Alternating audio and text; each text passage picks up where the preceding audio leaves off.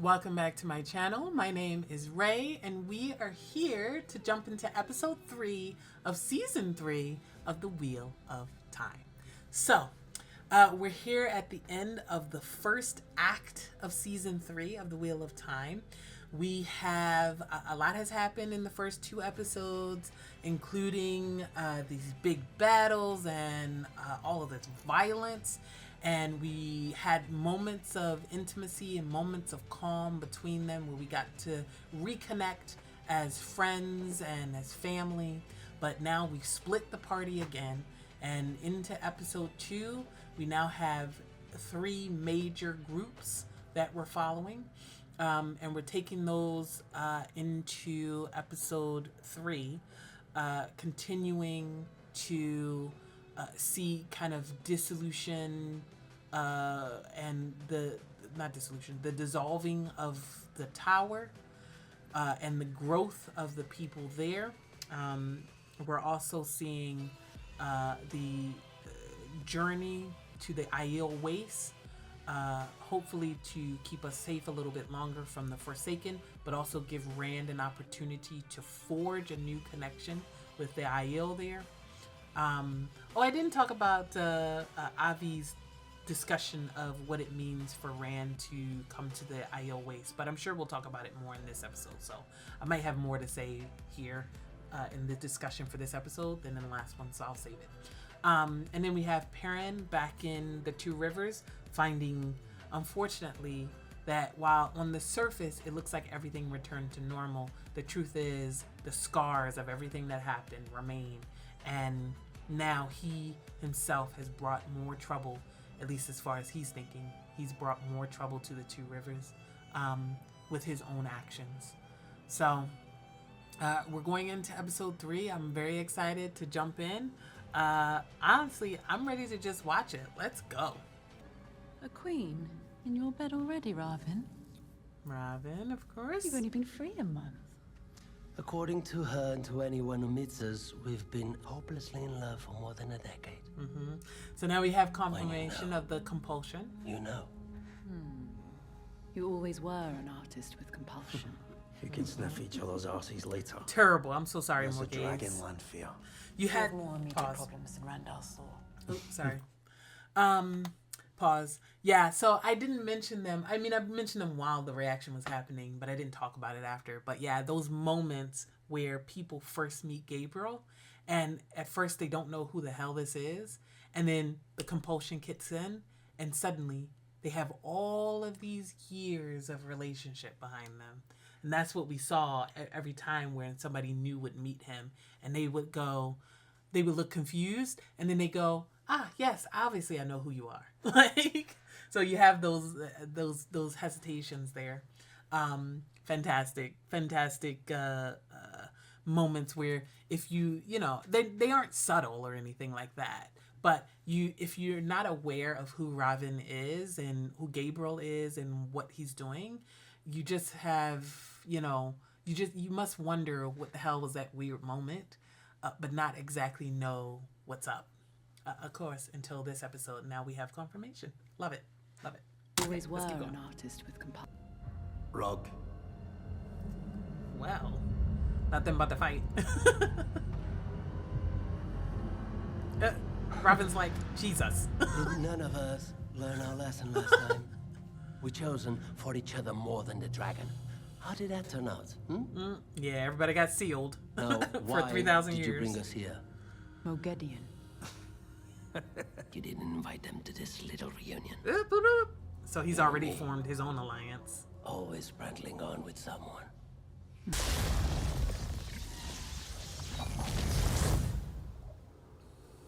A coward. He's got a couple alliances running, You were huh? smart too. You seemed like you believed her when she said I'd kill you.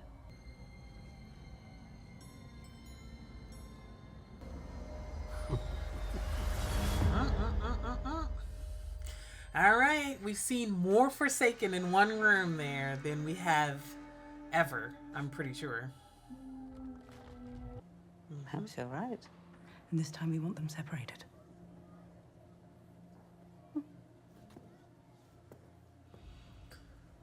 Got a strategy in mind, Nynaeve? The daughter heir. Do you really think you have a chance of succeeding, where 4 sisters before you have failed? Is she gonna put a collar on them?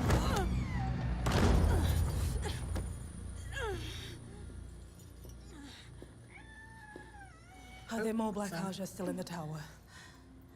I don't know. No one knows more than just their heart. And the Yamalin are too focused on Joy and Amiko, but Liandrin's the key to this.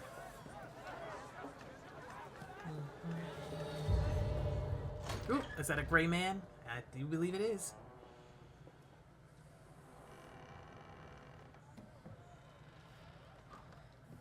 This is the place I was telling you about. Where Liandrin was keeping her son. You liked her, didn't you? I know she was trying to turn me into some weapon for the Shadow, but I think she was also trying to help me. And I know she loved her son. She must have taken him with her then. Or he died. He was too sick. Elaine. It is. I'm a bit rusty on my tower procedures, as I'm sure you must be too, Elida Sedai, after so long away. Curse me now, and I will never forget it. More blood has been spilled between clans over water than gold in the Threefold Lands. All right, veils up. Serious business. Oh, somebody attacked the camp.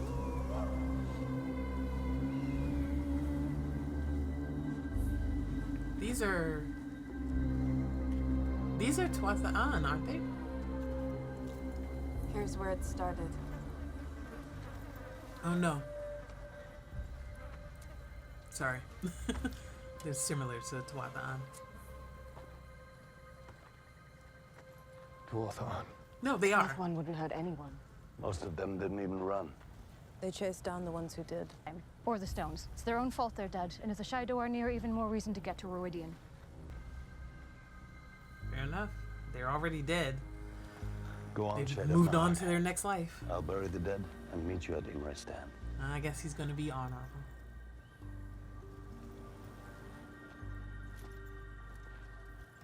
Come.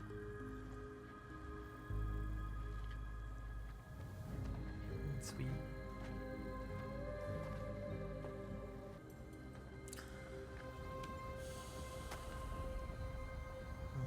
Tough. Okay, I was right. I was like, these are Tuatha'an. It looks like Tuatha'an. And it was. I was like, did they change the design of some of the Aiel? But no, they hadn't. Oh, he's saying goodbye to Layla's husband. A representation of Layla's husband. Thighs out, girl. I never imagined you a gardener. It's not a garden. It's a burial ground. Apple blossom seed in their hand. Oh, their bodies would fertilize that apple seed and grow a tree. My wife, Layla. Where I'm from, we mix our loved ones' ashes with clay and water and wear them on our face, like second skin. Till it We wear the grief until it seeps in. wears away. Becomes a part of you. So that's what she has on her face. And will we find Ivan's a new ashes. water now? I've lost a few waters through the years. But what we three had was different. They were lovers in a different way. We balanced each other. So you're the one the White Cloaks are after? Lord Luke's a hunter for the Horn. He and his party were passing through here when the White Cloak showed up. Well, here we go.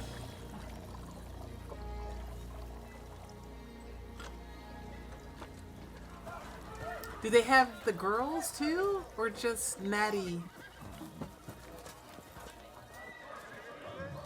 Oh god, here we go. Oh, they do have the girls. Oh no. Yeah, we can't leave them with her. Your cages. Waste of good steel, if you ask. Not got any thank yous. I'll tell you what, you come back tomorrow, you might want to nab yourself a You're Forgiven first. Main. Main. Messy. Here. One where they were born. Where's it from? Tenchico. Maybe that's where Liandrin's from. That's where we're going. Where Sun was born. Not Saldea or Tyr.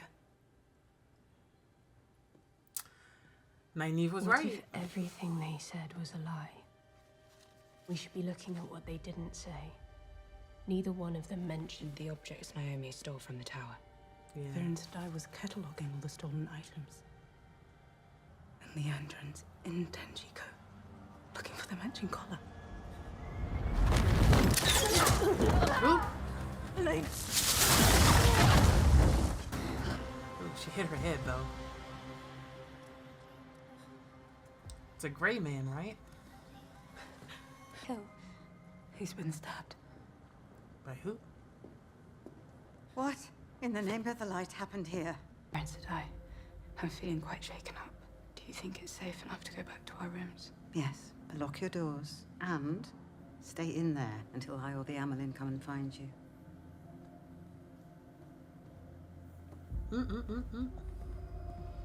Again, they don't staying here. Think they can trust anybody. Tonight. I don't care if it's a trap. It's safer than here. What? Did you not notice what she didn't mention, Elaine? No. She never wondered who stabbed him. Never once. It was her. Because it was her. All right, Tenchico. Back near phone, but...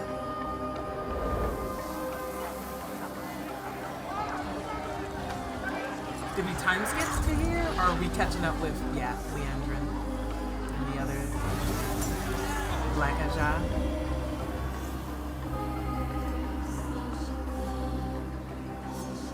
Ah, these fits! They look Today good. you become husband and wife. You become his. Here after all this time. You must be the great-grandson of the man I called husband. Man who never bothered to bring me to an altar. Man who put our wedding bed in the dark, wet cell in the depths of this keep. Until just before my 13th birthday.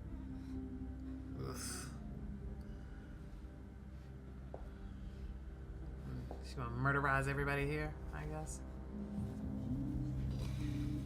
Another child. Oof. Don't touch her. She's mine. Oh well.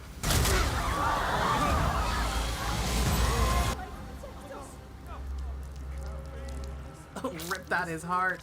Ooh. Now everybody in. No, come here. My friend can make all the scary thoughts go away. Is she gonna compel her? She'll lose more than just her memories of today. A return home is meant for one of two things. Then this woman in your dream is alive.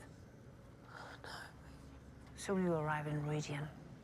After that, I'll teach you what I can to protect yourself.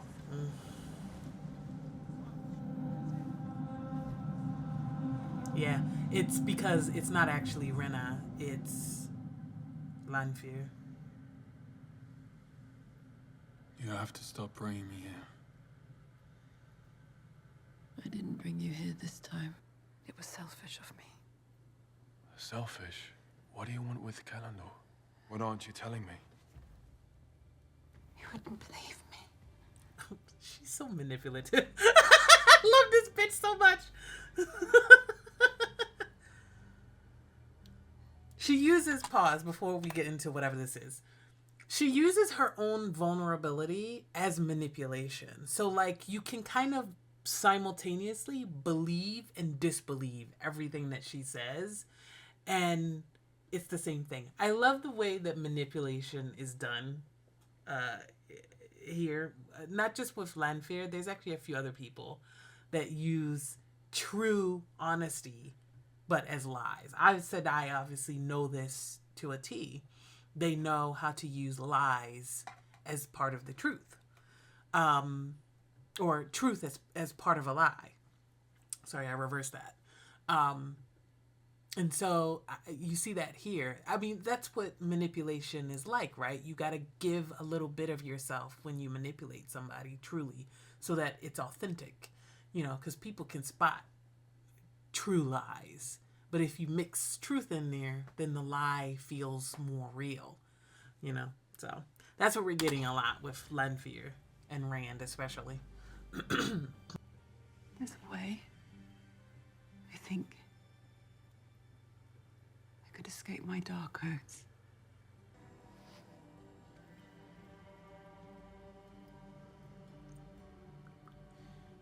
Unfair. We can't. I shouldn't have said anything.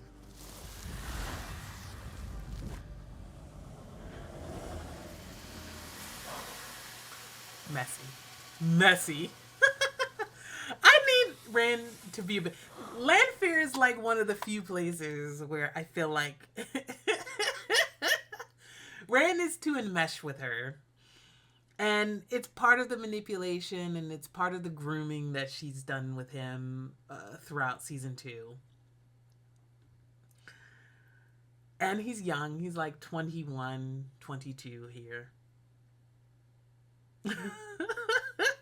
And she's good at it. You know, she's good at seeming vulnerable and afraid and all that because some of that is true a little bit. But it's all manipulation. It's all for her to get to a specific goal that she wants. And it's going to be her in power.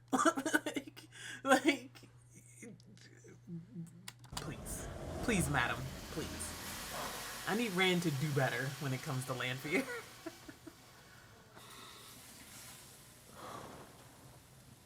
Hopefully he'll surprise me. You say so. No, girl, she's looking at you, baby. You're allowed to be happy, you know. Even just for one night. Do you think an hour with her is what I need to be happy? Probably wouldn't hurt.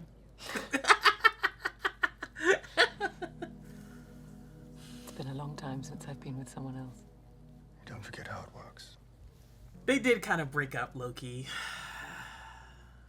Oh, what are you gonna choose, baby? Would you care to join me tonight? I'm just trying to protect myself because I'm drowning in your grief. And now we have to deal with it. If we were dealing with it, we would be hunting down Liandrin and making her pay for what she did to him. Instead, we're here in the bloody 2 rivers. Why, Alanna? Yeah, good question. Why are we here? Because she was there before Perrin got there. So what did she come here for? To rally the dragon's people onto her side or something? So that she... You know, I've never seen someone try to can get to the dragon? And fail.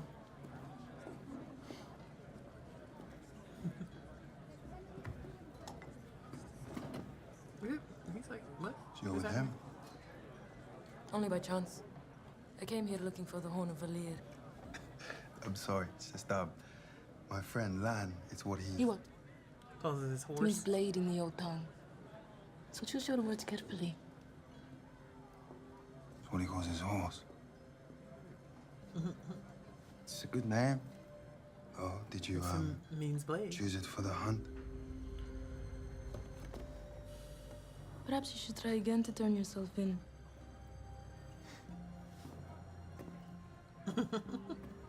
What now? Yeah. I'm going to get Natty and the girls. Yeah. I promised Matt I'd look after his family, and I intend to. I'm sorry. I am, and I appreciate what you did. It's just I have had my own kind of trouble lately. I know. The memories. How do you know? She literally has visions, bloody bro. novice in a tower and half the Aes Sedai. And that too. But I was thinking, though, maybe we can make some good out of these things we've been cursed with. Maybe that warrior who fought at Farm is still someone... It is a fascinating pairing because she sees the future and he sees the past. It's like a fun buddy cop duo connection between those two. Super fascinating.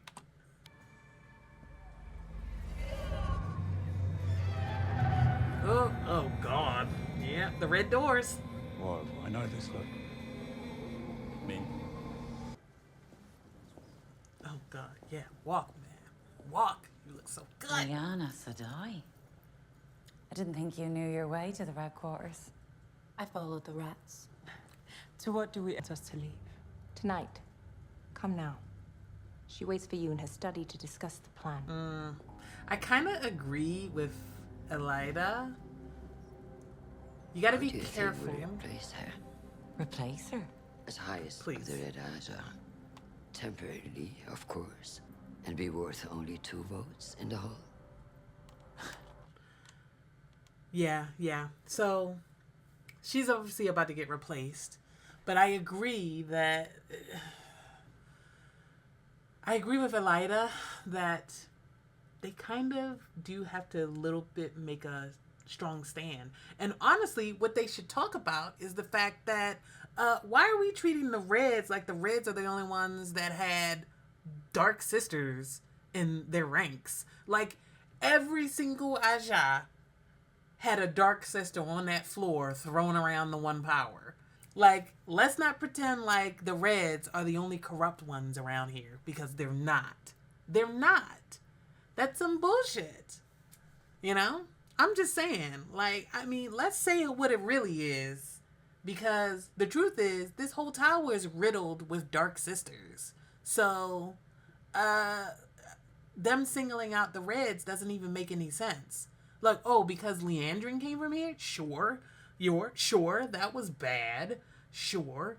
But what about the sisters that came from the gray? Or the blue? Or the yellow? We literally have a gray sister and a yellow sister in the dungeon right now for both being dark friends. Are you treating the yellow Aja and the gray Aja the same way? I don't think they are. Like, I feel like there's certainly an understanding of why they don't trust the Red Aja on a certain level. But at the same time, obviously, I think it's a bit of a blind spot to focus all of your ire and attention at the Red Sisters. Which I don't necessarily think Siuan is doing, because Siuan is obviously playing multiple different games. You know, she tells Nynaeve and Egwene that they're the only two she can trust. She's probably saying the same thing or something similar that's still truthful to Liana. Sorry, I keep saying Leanne because that's how I said it for 20 years. Liana and Varen. She's probably saying something similar, but still truthful to them. Although she was very specific in what she said to Egwene and Nynaeve. So she truly believes that. But yeah, I don't know. I think the weird open ostracization of the Red Sisters is a mistake. I think it's a mistake. That's all I'm saying. You're right, sister. It appears the Red Aja is in need of a new sitter. And it's giving Elida a chance to do exactly what she's doing right now, which is gain power, purchase here at the tower. Back to our farm. They should frighten all of us. Or don't you remember what happened to Beltane? Yeah. Then what do? We need to learn how to fight, so that we can fight them off. If we stay here, all of us, we have a chance. Yeah, we need to close ranks. And we also need to start training. Like, yeah, you're just farmers now, but we need to train so that we're not just farmers. So that we can fight and we can protect our home. You know? So they're gonna build closer to the center of town, perhaps.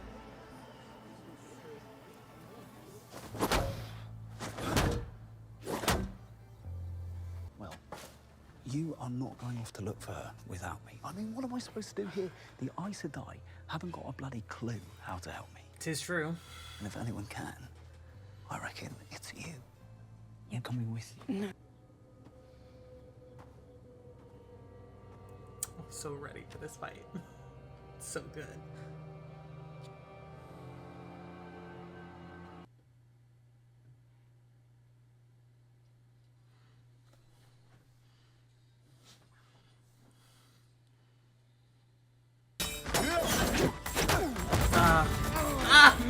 quarterstaff, baby. Ah.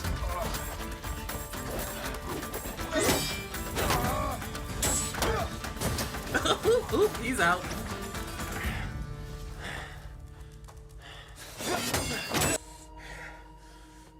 I'm gonna beat your ass.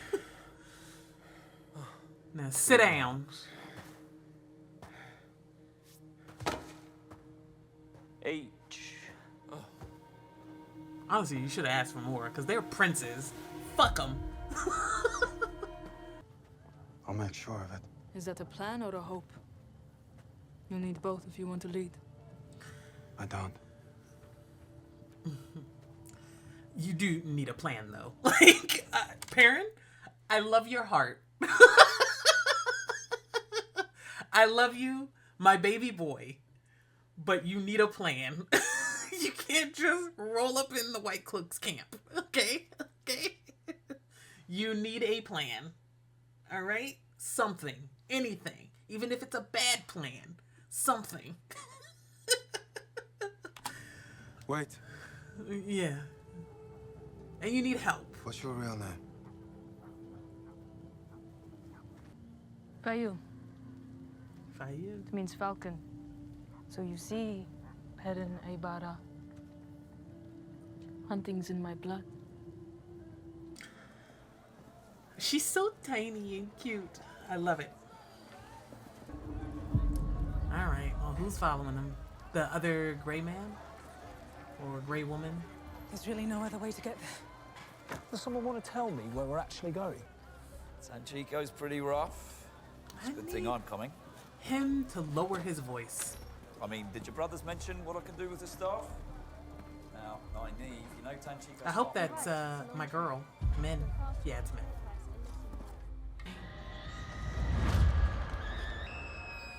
Tough. Fucking terrible.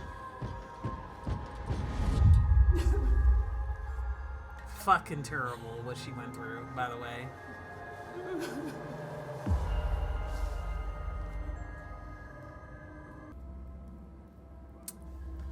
I'm sorry, baby girl. I know you're evil, but what she went through was so horrific that I'm just going to instantly be on her side about killing all these people. Like, maybe not, because there were probably some innocent people in here, but still, you know what I mean. So, you're right. Oh, I love her dress. I haven't said anything about it, but she looks so good. Naomi, she looks so good. First of all, this whole like slick back hair, this fit with the leather and the design, ooh, and then the ear cuff thing she's got going. She looks good. She looks good. Love it. Anyway. You're right. Keeping it hidden. But my weaves have no effect on it. Because it's for men. Because it's not created to control a woman. It's used to control a man. A male Adolf. Oh, look at Moiraine.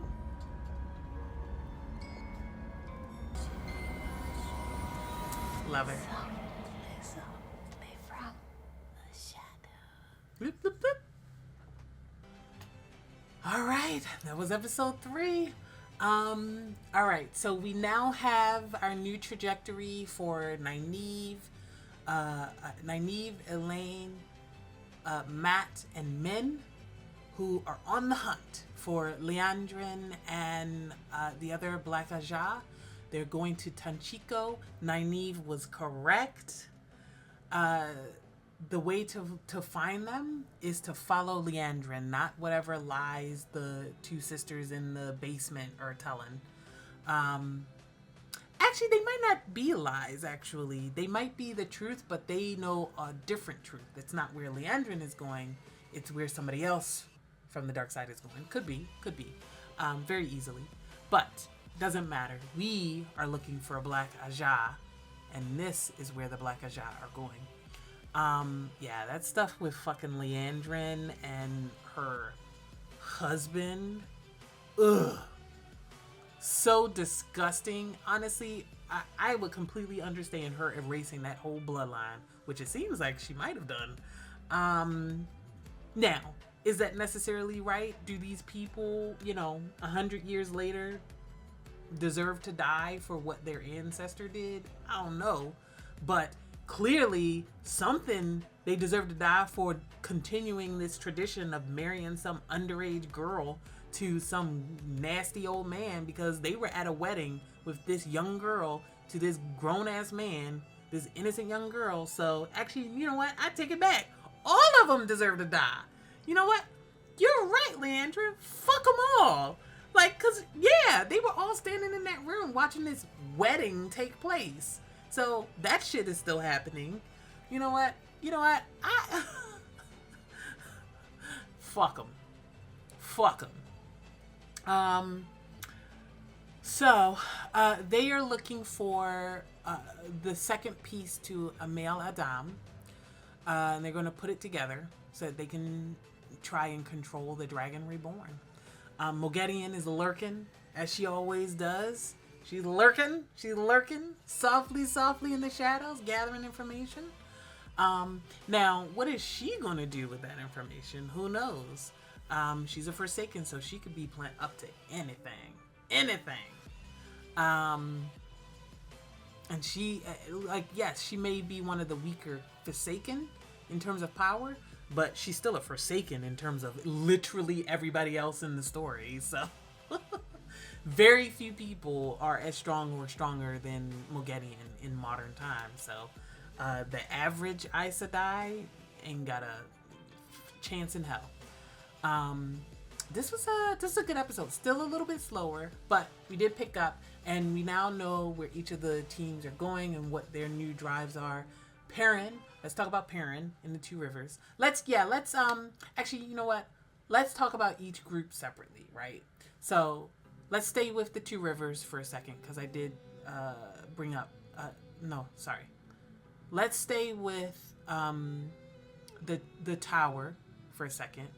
So we have them on an adventure now, going out to Tenchico. But back in the tower, all the politics are still running. We have Elaida trying to make herself a sitter, possibly even the head sitter, so that she can have a leg to stand on in the hall and be able to, I think, wrest control from Siuan. Obviously, that's her goal. I mean, clearly.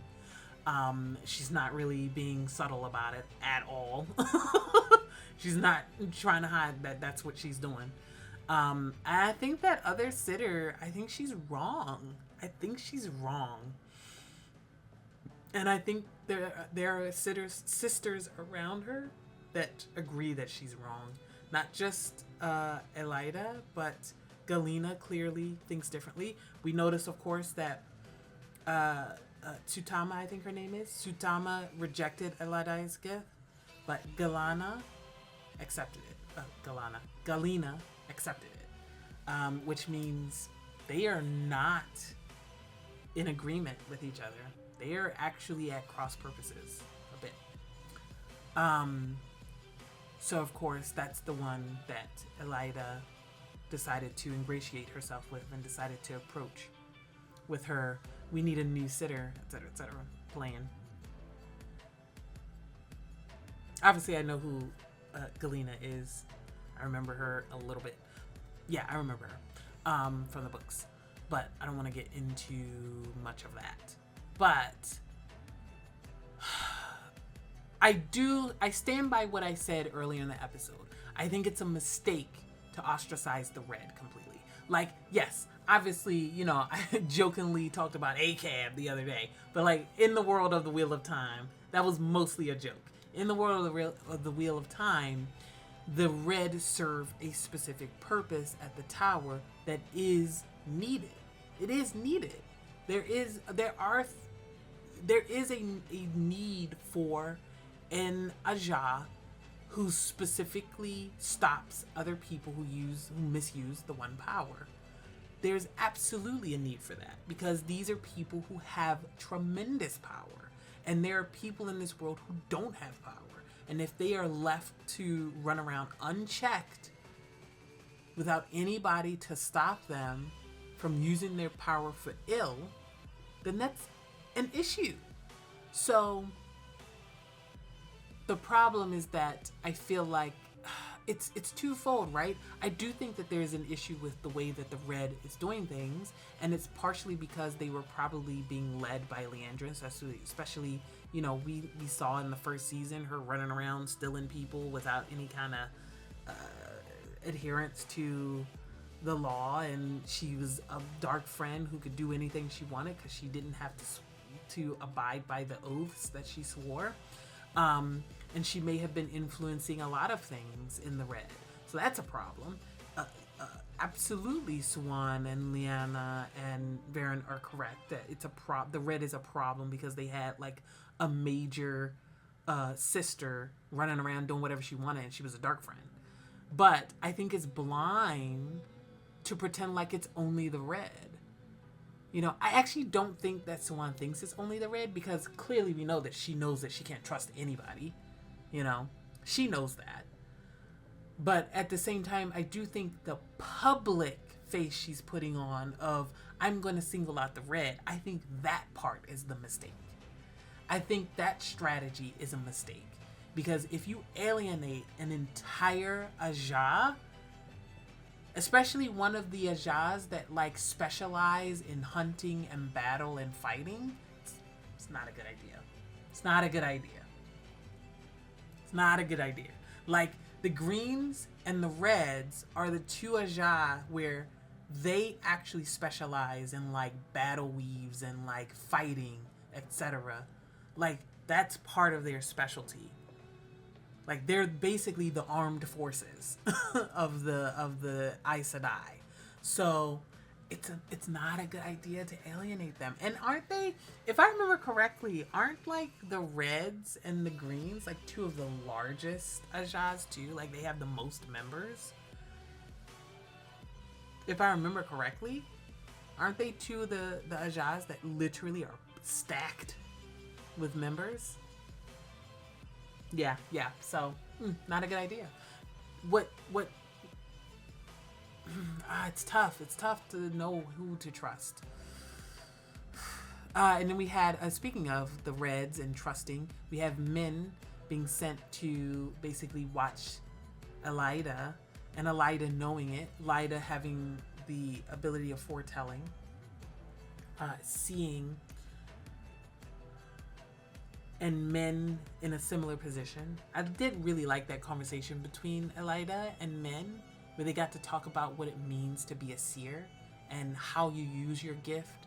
You know, Min has spent her entire life being intimidated by her gift, running from it, being used by other people for her gift, even now in the White Tower.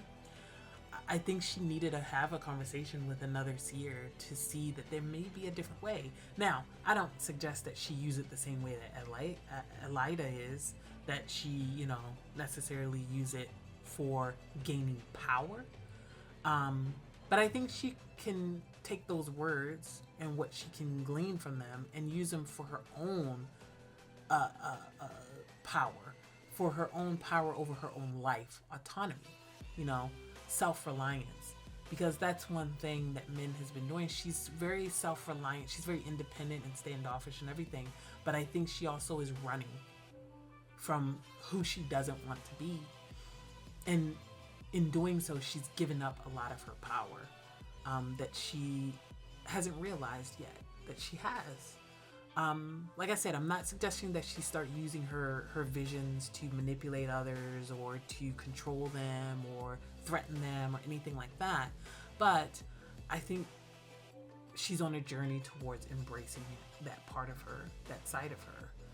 And I'm actually quite excited to see where she goes. Her and Matt have somewhat made up. I'm sure there's still going to be friction between the two, especially now that she's following him to Chenchico. That's going to be a problem. But I understand her need to stay with him, probably, especially after seeing that vision of him in the red doors hanging, which I'm sure was quite a lot. So, The real question is Min following them because of her own volition, Or is she following them because she told Siuan what she saw and then Siuan said follow him? I hope it's not that. I hope we don't retread the same kind of ground as we did with her in season 2. I don't want that. I want Min to truly be on her own journey and making choices for herself because of her own ideas about what she should do with her life. That's what I want for her. So again, autonomy. We have Nynaeve, we have Nin and Elaine interrogating the 2 Aes Sedai. It is a bit like they should have immediately been suspicious, because I find it unlikely that these 2 Black Ajah sisters would talk. Like, they have faced, you know, other Aes Sedai, other dark friends, Darkspawn, who knows, Forsaken even might have been. They don't know, but they've faced the worst of the dark, and you think that they are going to be intimidated by to accept it? Ain't no way. Ain't no way. So I'm glad that Nynaeve didn't believe them. They got some information, I'm sure, and they got like the more pertinent information is the idea that the Black Ajah work in cells, in hearts of 3, and that each member of a heart only knows one other member from another heart, and so on and so forth.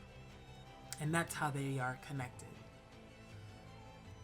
And that is actually the more pertinent and the more useful information that they glean from those interrogations, is how the structure of the Black Ajah works.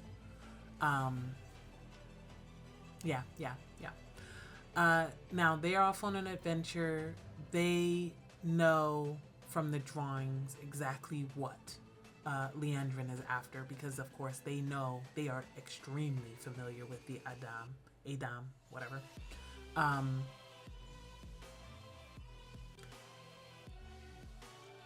very curious to see how they let that unfold in Tenchico. Now, the Tenchico stuff, if I remember correctly, that's from book 3. That's some book 3 stuff. So there's still some book 3 being woven in here, which makes sense because last season we learned all about the wrist brace, the Adam, whatever. So now we're seeing a male Adam, and so now we're prepared to understand what that means for Rand and how it'll work for him and how terrible it'll be if anyone ever gets that around his neck. Oof, terrible. Everybody wants to control the Dragon Reborn, including Lanfear, who's still running around in people's dreams, manipulating people, especially Rand and Egwene. Trying to drive a wedge between them, which is working, partially because of her, but I think partially just because of them. They've outgrown each other and they haven't realized it yet. It's not just because of Lanfear's manipulation that they are growing apart, but, you know, I'm sure she's exacerbating it. And now she has this whole, like, scene with Rand where she's like, I don't know what I can do. Maybe I can give up my oaths to the Dark One. And I'm like, I'm sure she's telling the truth there, but it's not so that she can be with Rand. That'll be, you know, a bonus for her, sure. The reason she wants out of her oaths is because she wants out of her oaths. She wants to be beholden only to herself. That's why. Let's be honest. Let us all be real about what Lanfear's goals are. Like, if she is looking for a way out of her oaths, it's not so that she and Rand can settle down in some mountain together. And he knows that. He said that to her. This place wouldn't suit you. It's not grand enough for you. And he's right. He's right. Her whole thing of trying to pretend like she would be content in a farm or in a cottage with him is, oof. Like, she's playing the wrong... she's pulling on the wrong thread there. Like, she would actually get further with Rand if she was just honest. Truly.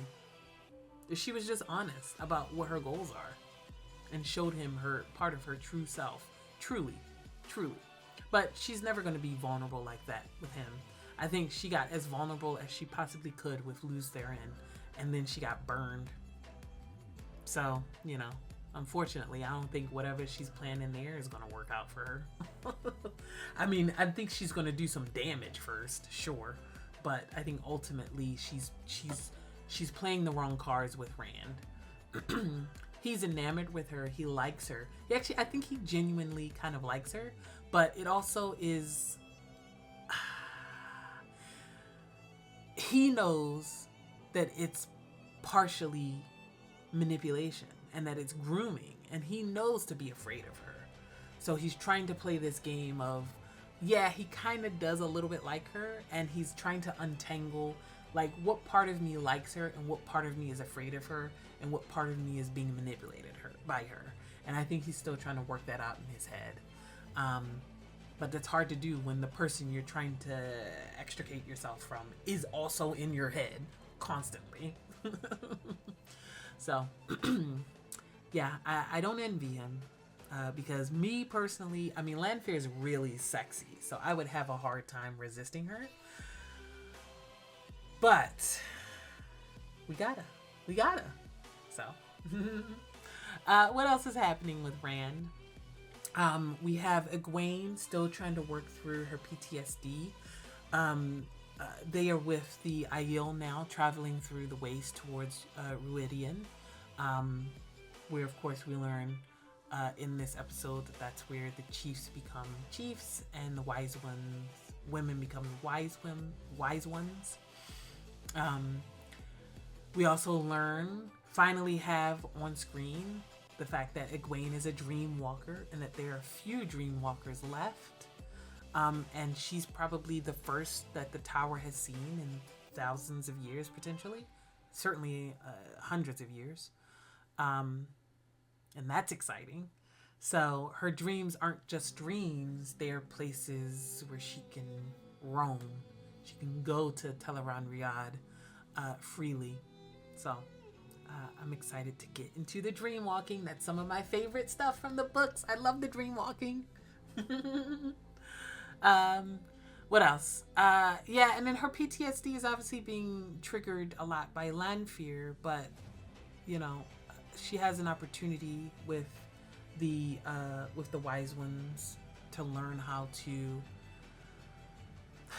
navigate through not just her PTSD but also her dreams. You know, as you mentioned, you know, if she's able to hurt you in your dreams, then she's real. That's somebody doing that. But of course, neither of them know that the person that's doing that is Lanfear. Jesus. Yeah.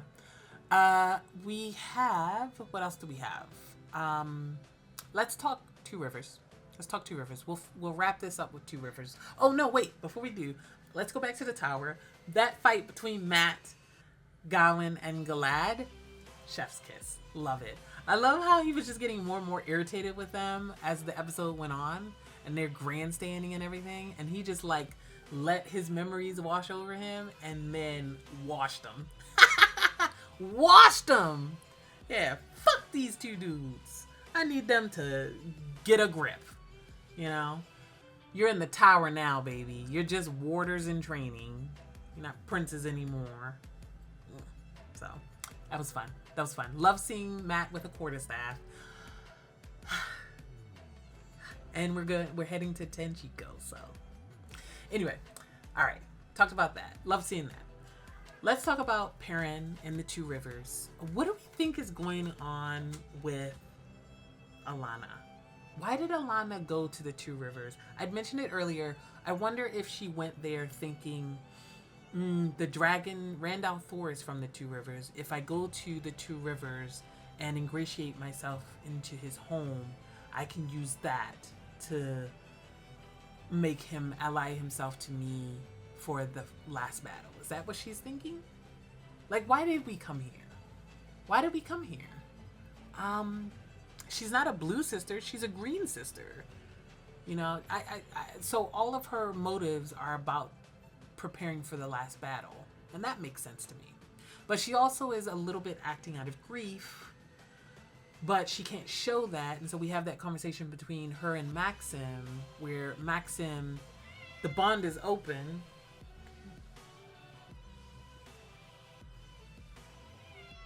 Sorry about this. Hold on. All right, let me keep going. She's opened the bond so that it's not closed anymore like they usually keep it.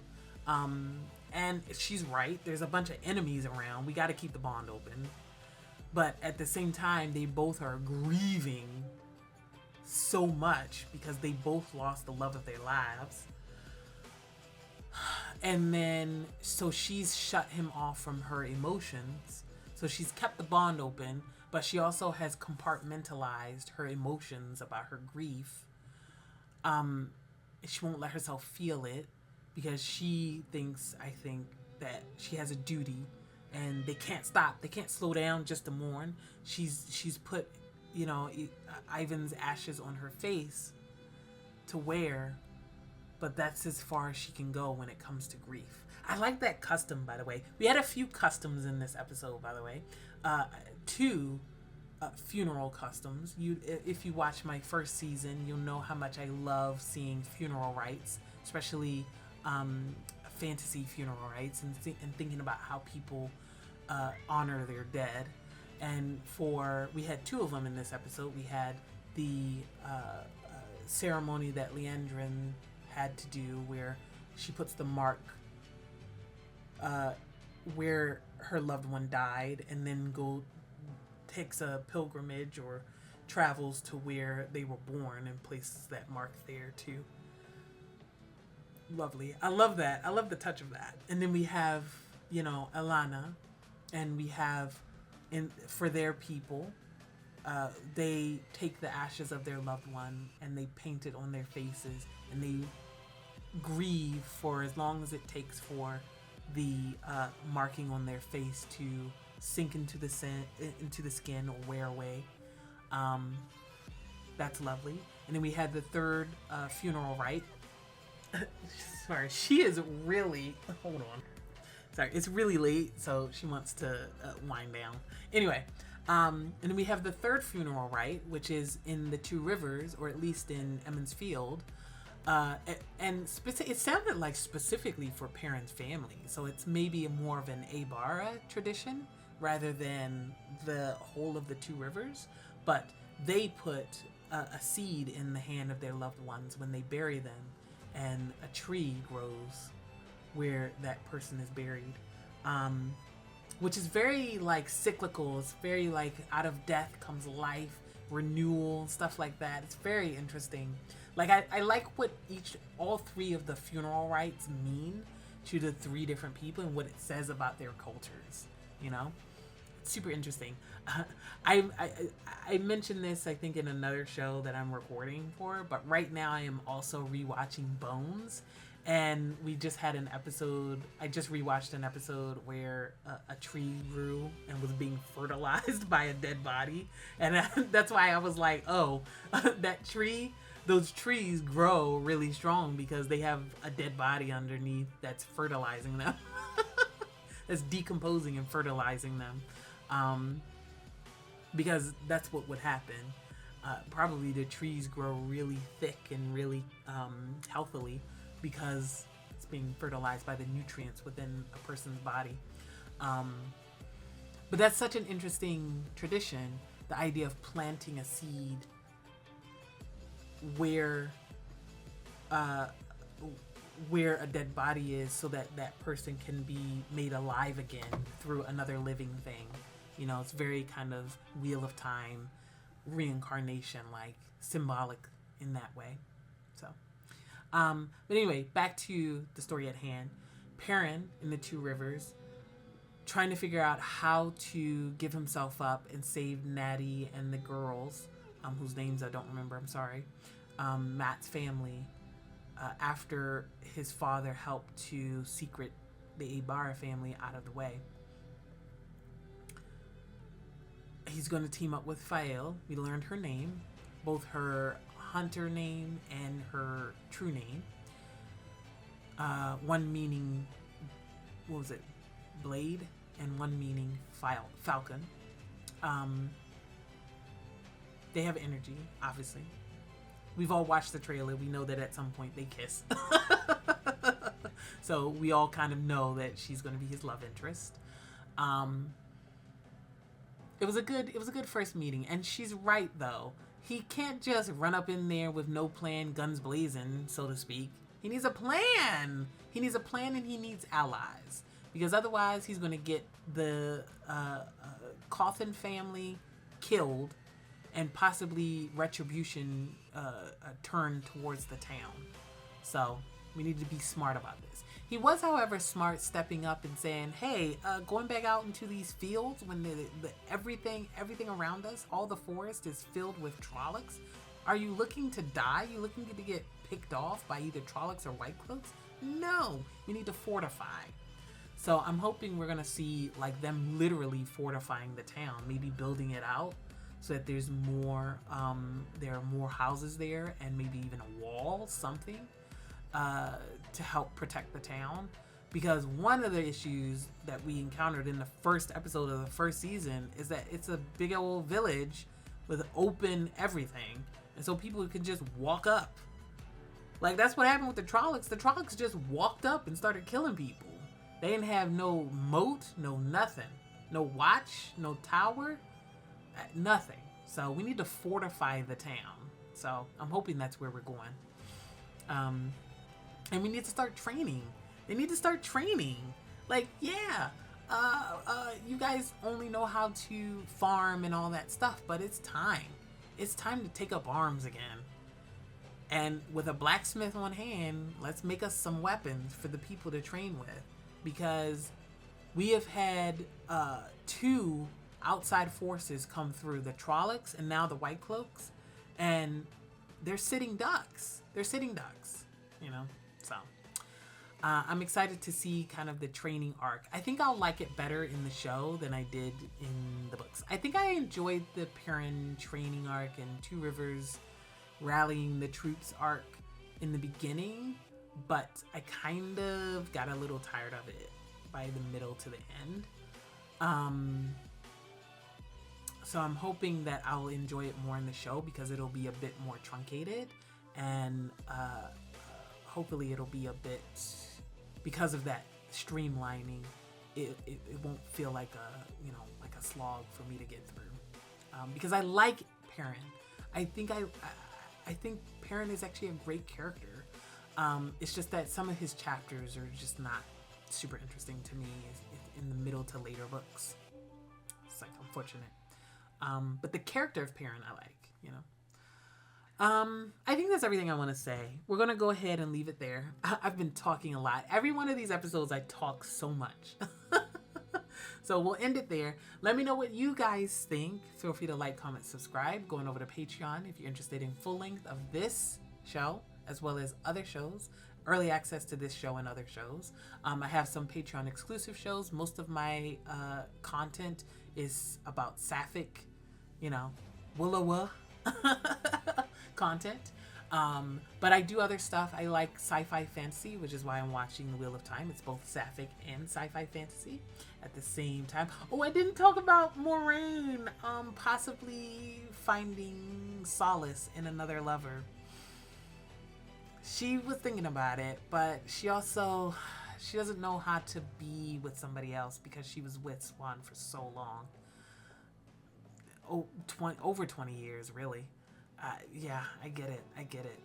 And then we also got the hint that there are more Malkieri people scattered to the winds.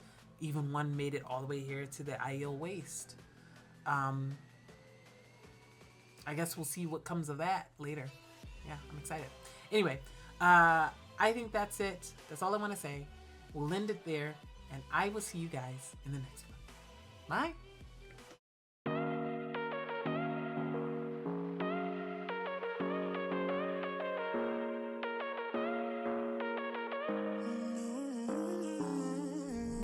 Whatever, all this ever, but you long gone, it don't matter.